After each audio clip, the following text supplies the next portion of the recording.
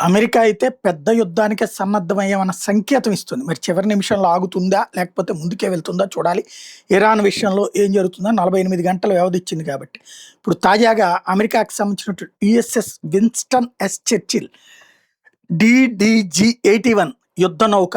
ఇది American navy destroyer. అంటే వేరే దేశాల యొక్క యుద్ధ నౌకల్ని పేల్చి పడేయగలిగినటువంటి టార్పెడోలు కలిగినటువంటి ఇదనమాట. ఇది ఇప్పుడు జిబ్రాల్టర్ సముద్ర దీని దగ్గరికి వచ్చి చేరింది, మెటీరియన్ సీ దగ్గర.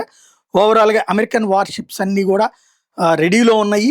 Same time Black Sea access points అన్నిటినీ కూడా తమ కంట్రోల్లో పెట్టుకునేటటువంటి పని చేస్తున్నారు. అటు ఇరాన్ తన పరిధిలో ఆల్రెడీ హోర్ముజ్ జలసంధి దగ్గర మూసేసింది కదా.